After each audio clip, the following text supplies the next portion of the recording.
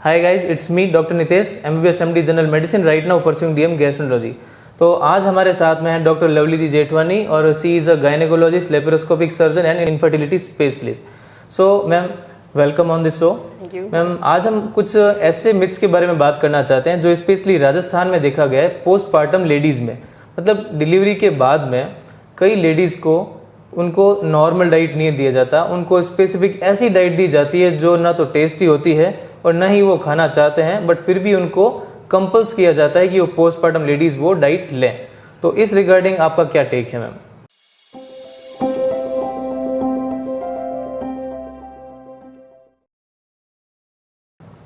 See, there's nothing like a specific diet for postpartum. We allow every woman postpartum जो delivery के बाद, चाहे वो नॉर्मल डिलीवरी हो या सिजेरियन हो, हम उनको बोलते हैं फुल डाइट लीजिए जैसा आपको पसंद है।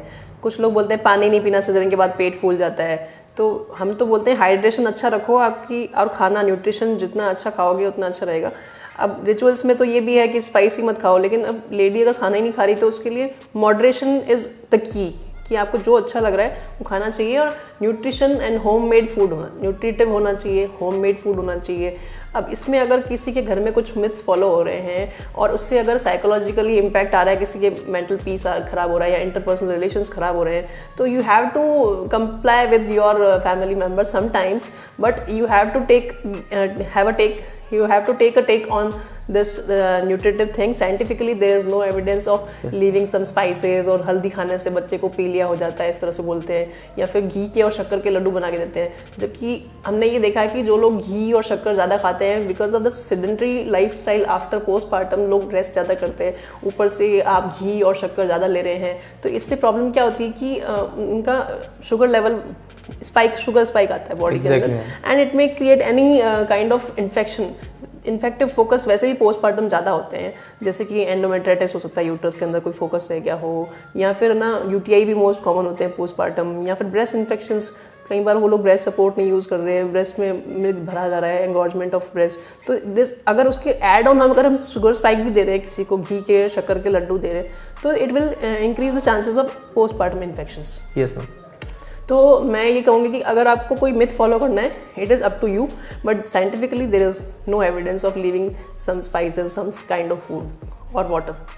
और मैम एक ये चीज़ भी नोटिस किया गया है कि प्रोटीन की डाइट की अगर बात की जाए, पोस्टपार्टम लेडी को प्रोटीन की काफ़ी ज़रूरत रहती है, क्योंकि बेबी को ब्रेस्ट फीडिंग के रिगार्डिंग और उनको और बॉडी का जो न्यूट्रिशन है, मसल्स मेंटेनिंग है, उसके regarding protein diet, but protein diet postpartum ladies को बहुत कम दी जाती है, स्पेशली जो 6 वीक्स हैं उस रिगार्डिंग। कई बार देखा गया कि राजस्थान में ये, तो प्रोटीन डाइट को कैसे एडिक्वेटली लिया जाए जो कि बेबी के लिए भी कोई प्रॉब्लमेटिक ना हो और गट इश्यूज भी ना करें पोस्टपार्टम लेडी में? देखो, पोस्टपार्टम लेडी में या किसी भी, हम लोग नॉर्मली भी हम ह्यूमंस पे देखते हैं, और पोस्टपार्टम में रिकवरी के लिए आपको एनी टाइम प्रोटीन पार्ट ज़्यादा रखना है, उसके बाद थोड़ा सा फैट थोड़ा सा कम रखना है, और उससे भी कम आपको कार्ब्स रखना है। लेकिन हमारी इंडियन डाइट में मोस्टली हम रोटी, चपाती, और अगर हम पोस्टपार्टम लिए किसी की चीज़ को नट्स का अगर लड्डू भी बना के दे रहे हैं, तो मोस्टली उसमें आप देखेंगे तो आटे का या इस तरह से शक्कर डाल के कार्ब्स बनाए जाते हैं। तो वो कार्ब्स जो होते हैं वो एक्यूट एनर्जी के लिए, वो इनिशियली एकदम एक्यूटली आपको कुछ एनर्जी चाहिए, तो इंस्टेंट एनर्जी के लिए होता है। और अगर हम प्रोटीन और देते हैं तो वो लॉन्ग टर्म सस्टेन एनर्जी के लिए आपको प्रोटीन चाहिए होता है। तो एनी टाइम, चाहे वो पोस्टपार्टम हो, चाहे डिलीवरी के दौरान या प्रेगनेंसी के दौरान, आपको प्रोटीन डाइट हमेशा, प्रोटीन जो मात्रा में है, किसी भी डाइट में प्रोटीन की मात्रा ज़्यादा रखनी है।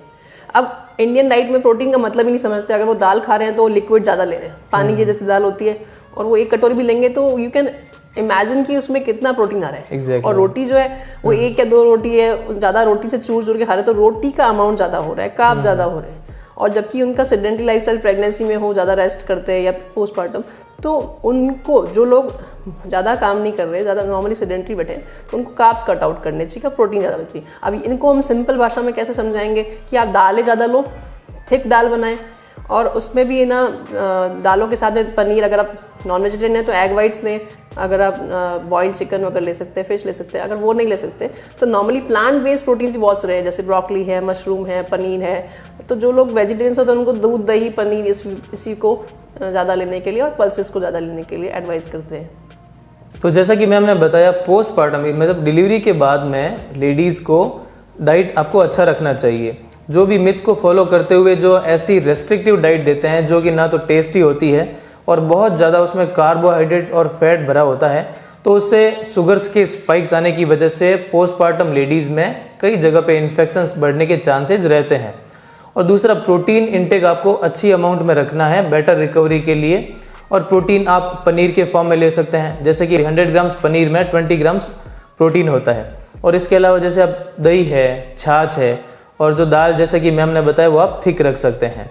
एक और चीज़ मैं आपको ऐड करना चाहूँगी यहाँ पे, सॉरी टू इंटरप्ट, कि विटामिन सी का जो मात्रा है वो हमारे डेली रूटीन में होना चाहिए, because it is a water soluble vitamin और वो पानी में और यूरिन में निकल जाता है। तो विटामिन सी जो है पोस्टपार्टम रिकवरी में या किसी भी काइंड ऑफ, चाहे वो अगर चीरा लगा है सिजरिन का, उसकी हीलिंग में, किसी भी तरह का वुंड है, यूट्रस में भी इनिशियली रिकवरी फेज आता है या नीचे की तरफ कट लगता है, एपिजियोटोमी बोलते हैं, उस कट को भी हीलिंग होने के लिए स्किन में कहीं भी, तो विटामिन सी आपके लिए एंटीऑक्सीडेंट के अलावा हीलिंग प्रॉपर्टी बहुत अच्छी है उसकी। तो आप दाल भी खा रहे हैं तो उसमें नींबू निचोड़ें, या फिर अपन बाहर का मौसमी जूस पी रहे हैं तो आप इसका ध्यान रखें कि शुगर स्पाइक ना हो। बाहर का जो बना हुआ होता है उसमें शुगर सिरप होता है, उसके ऊपर जूस डालते हैं, तो हम घर में बनाएं ताकि इसमें शुगर ना ऐड करें।